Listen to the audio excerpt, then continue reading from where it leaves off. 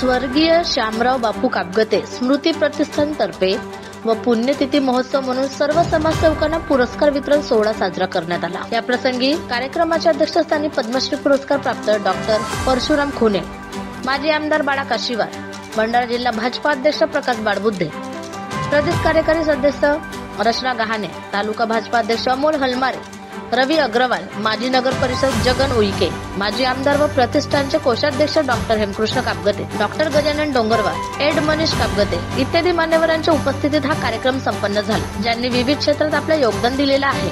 त्यामध्ये पद्मश्री पुरस्कार, जीवन गौरव व राष्ट्रसेवा पुरस्कार, मातोश्री महिला पुरस्कार, पत्रकारिता पुरस्कार, साहित्य पुरस्कार, आदर्श शिक्षक पुरस्कार, कला पुरस्कार, युवक पुरस्कार, शेतकरी पुरस्कार, सेवावृत्ती पुरस्कार, वैद्यकीय सेवा पुरस्कार, खेळाडू पुरस्कार, रमेश पुरस्कार, कृषी उद्योग पुरस्कार असे विविध पुरस्कार देऊन समाजसेवकांना सन्मानित करण्यात आले।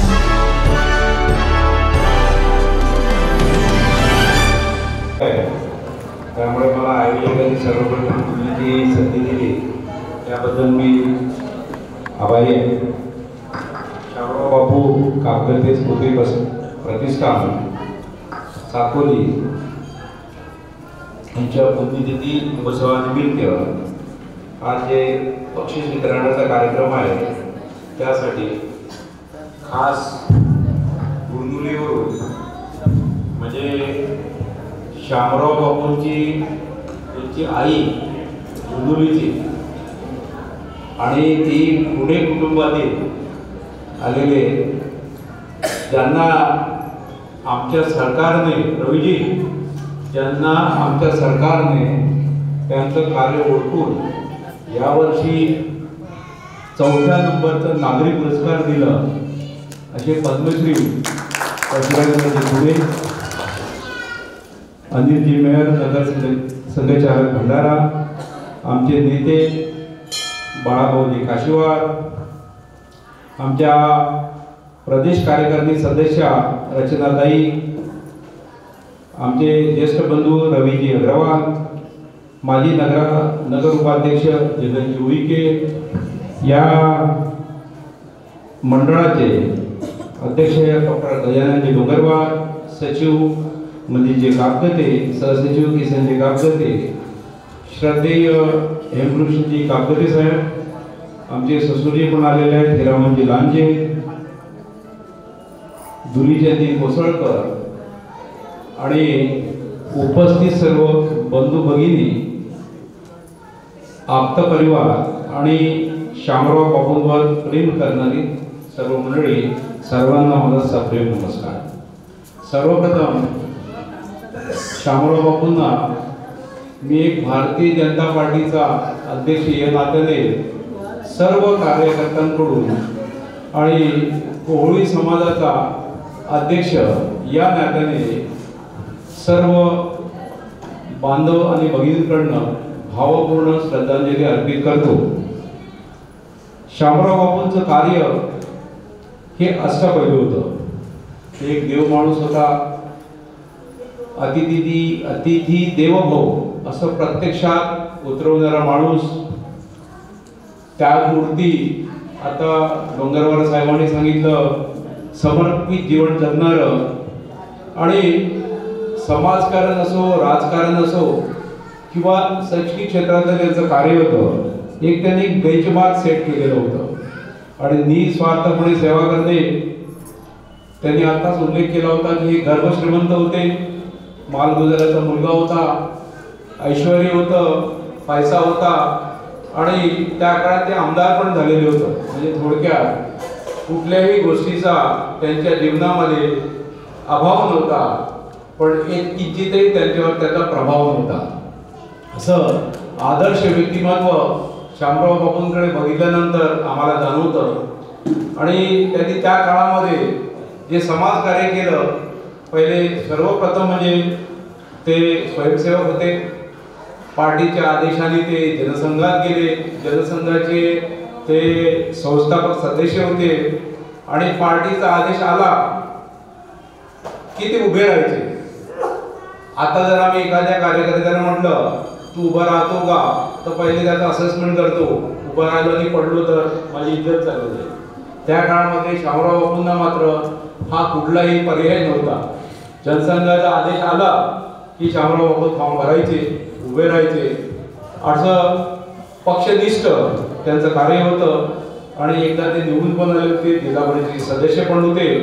आणि आणेबाजीच्या काळामध्ये जवळपास मला वाटते 18 महिने नाशिकमध्ये तुरुंगवास पण त्यांनी भोगलेला होता. 2 वर्ष नागपूरला जवळपास 2 वर्ष 18 महिने तुरुंगवास भोगलेला होता. त्यांची राजकीय कार्यकीर्द आपल्याला माहीत आहे.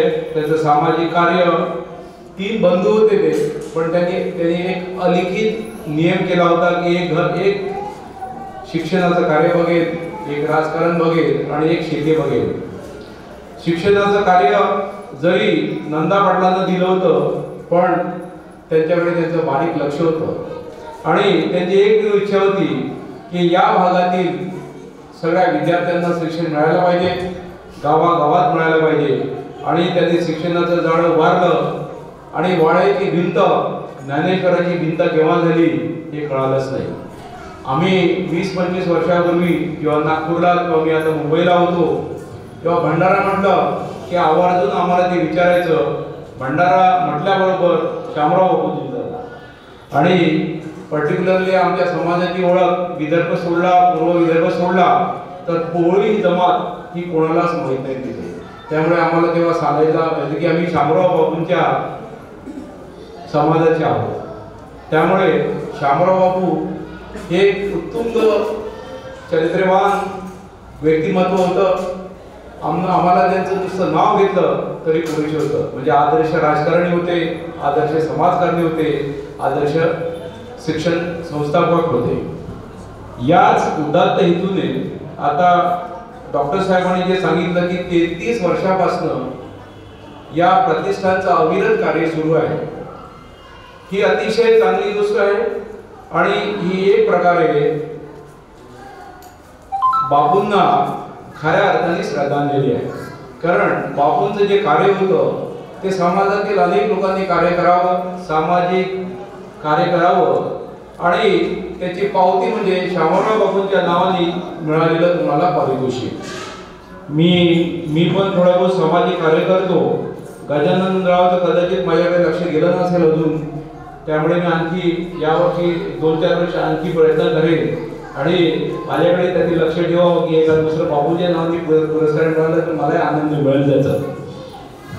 आयोजक आणि हे बघताना, याची लिस्ट बघताना मला आनंद वाटतो की त्यांनी समाज हे जे पुरस्कार दिलेले आहे यामध्ये पद्मश्री तर आहेतच, आता जीवन गौरव आहे, मातोश्री आहे, पत्रकारांना पण दिलेलं आहे, साहित्य आहे, आदर्श शिक्षक आहे, कला, युवक, शेतकरी, युवती, वनश्री, गोरक्षण, सेवावृत्ती, वैद्यकीय सेवा, खेळाडू, श्रमिक, कृषी, म्हणजे अतिशय सगळ्या क्षेत्रातील लोकांना इथं पारितोषिक प्राप्त करण्याची संधी मिळते.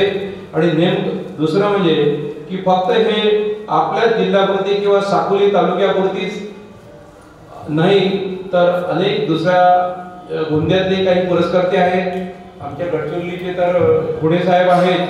या सर्व पुरस्कार प्राप्तांचं मी अभिनंदन करतो. आणि आपले हे जी कमिटी आहे, संयोजक आहेत, मी यांचा सुद्धा आभार व्यक्त करतो, त्यांचं अभिनंदन करतो की असंच अविरत कार्य बापूंचं चालू द्यावं, आमच्या शुभेच्छा आहेत. आणि हीच एक प्रकारे त्याची श्रद्धांजली. अशा सुंदर कार्यक्रमाला मला इथं बोलवलं, 2 शब्द बोलायची संधी दिली, त्याबद्दल मी आभारी आहे. एवढं बोलतो आणि माझ्या वाणीस विराम देतो. धन्यवाद. जय भारत. शामराव बापू काकते स्मृती प्रतिष्ठान साकोली त्या वतीनं मागील 31 वर्षापासून अखंडित हा आमचा उपक्रम आहे. या माध्यमातून आम्ही जे समाजामध्ये चांगले काम करतात आणि समाजाला अजूनही सामाजिक कार्याची गरज आहे असे काही व्यक्तिमत्वाची निवड आम्ही करतो. आणि आता आम्ही जीवनाचे स्तंभ निवडले आहेत. शेती पुरस्कार, मातोश्री पुरस्कार, कलाकार पुरस्कार, साहित्य पुरस्कार, जीवन गौरव पुरस्कार, अशा प्रकारे आम्ही पुरस्काराची रचना केली आहे. आणि त्या व्यक्ती आमच्या इथं पद्मश्री पुरस्कार मिळालेले माननीय सन्माननीय पुणेजी इथं आहेत. आम्ही 25 वर्षापूर्वी शामराव बापू प्रतिष्ठानच्या वतीने यांना कला पुरस्कार दिला होता. त्याची आठवण मी करून देऊ इच्छितो का पुरस्कारामुळे एक चित्र तयार होते आणि त्यातून शामराव बापूंचे जीवन निस्वार्थीपणे जसं जगले ही कार्यकर्त्यांनी जाण राहावी हा एक माझा उद्देश आहे. आणि त्यासाठी पुणे जे आले त्यांचेसुद्धा मी आभार मानतो. डॉक्टर हेमकृष्ण म्हणजे सेवाभाव, डॉक्टर हेमकृष्ण म्हणजे निसर्गप्रेमी, डॉक्टर हेमकृष्ण म्हणजे एक सदैव कार्यकर्ता म्हणून वावरणारा. अशा प्रकारे त्यांचं व्यक्तिमत्व आहे, त्यांचा आधार आहे. आम्ही जीवनगौरव पुरस्कार माननीय पटेलजी यांना दिला आहे.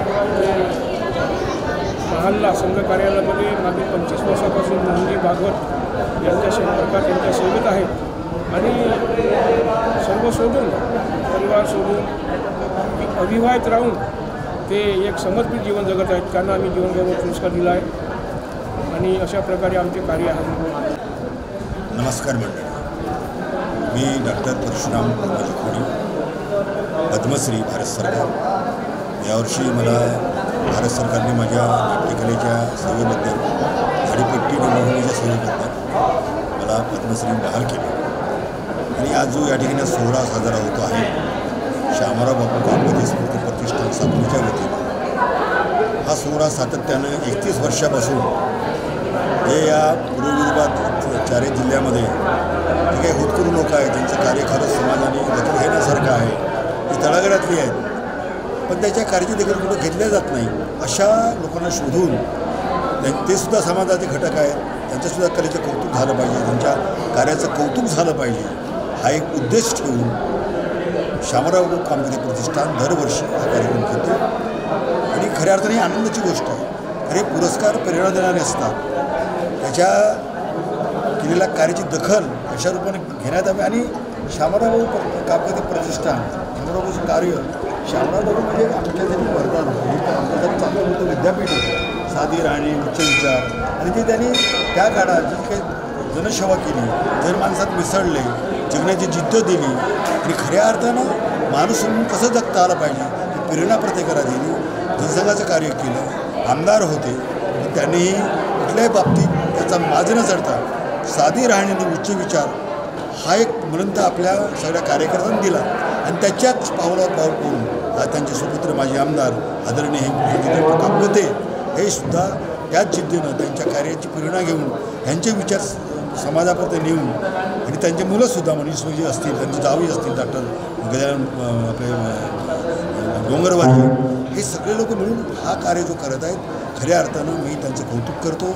त्यांना शुभेच्छा देतो की त्यांनी अशाच प्रकारे तळागाळातल्या माणसांना शोधून त्यांच्या कार्याची दखल घेऊन प्रत्येक जे काही कामगार असतील, कष्टकरी असेल, शेतकरी असतील, कलाकार असेल, ज्या याच्यामध्ये त्यांनी प्रावीण्य मिळवलं आहे अशा सगळ्या लोकांना एकत्रित करून अशा प्रकारचा एक शामराव बापू कामगते स्मृती प्रतिष्ठानच्या दिवशी त्यांना जो एक बक्षीसच्या रूपाने जे त्यांना रक्कम दिल्या जाते, त्यांना एक स्मृतिचिन्ह दिलं जातं, हे खरं म्हणजे जीवनाचे खरे ठेव आहे. म्हणून त्यांचे मी आभार मानतो. आणि एक सुचवतो एक डॉक्टर साहेबांनी या की आपला जिल्ह्यात जरी आत्महत्या होत नसल्या तर अशा काही विधवा आहे की ज्यांचा पती लवकर मरून जातो पण त्या ॲक्सिडेंट नाही, अशासुद्धा महिलांच्या जागृत आहेत ज्यांनी खऱ्या अर्थानं आपला संसार पती गेल्यावर चालवला, अशासुद्धा बरेच दखल आपण घ्यावी अशी एक बाळगतो. आणि या ठिकाणी मला बोलावलं अशा होत्या त्यामुळे मला माहीत नव्हतं असं.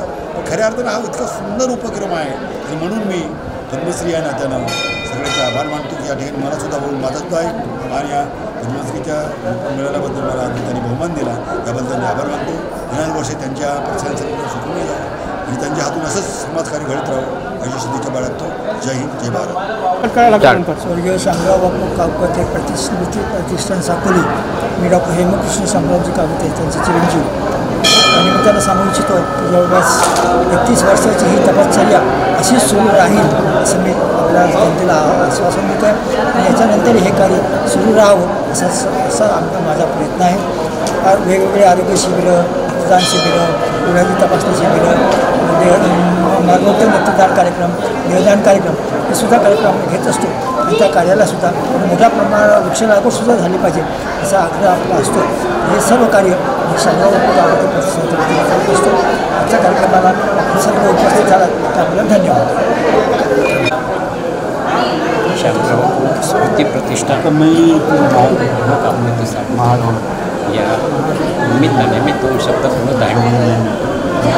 शामराव बापू हे माझ्याकरता नवीन नाही आहे.